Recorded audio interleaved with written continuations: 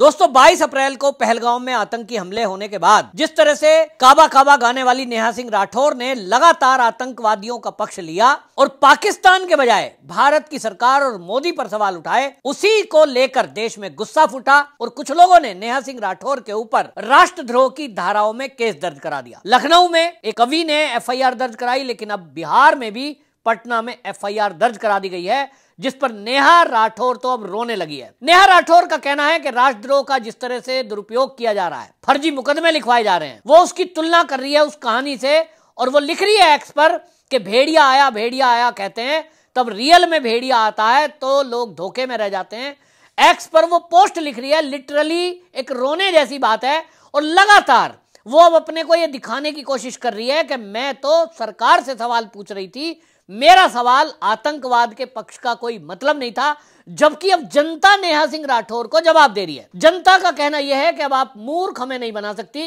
जिस तरह से आपने पोस्ट लिखी, आपने सरकार से सवाल नहीं पूछा, आपने सीधा सीधा देश के प्रधानमंत्री मोदी पर आरोप लगाया,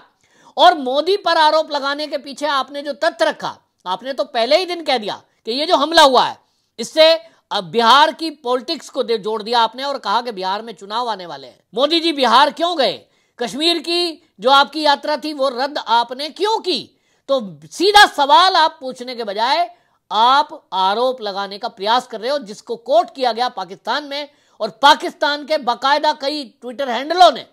आपके इन बयान को, वीडियो को, ऑडियो को और आपके एक पोस्ट को उन्होंने कोट किया। और ये कहा जा रहा है कि यूएन में भी जो पाकिस्तान गया है कि साहब हमारे ऊपर हमला करने वाला है भारत, उसने भी नेहा सिंह राठौर आपके बयानों को कोट किया है, और उसका कहना यह है कि देखिए ये नेहा सिंह राठौर भारत की रहने वाली है, और ये कह रही है कि जो ये हमला हुआ है ये तो भारत सरकार ने कराया है, क्योंकि वहां चुनाव है बिहार में और चुनाव का इसको लाभ मिलेगा। इस तरह के आरोप लगाएं।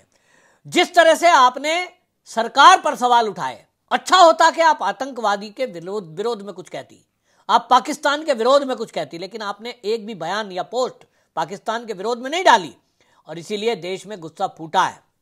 हद तो अब हो गई कि जिस बात को मैं पहले दिन से कह रहा हूं, अब वो लगभग प्रूव हो गई है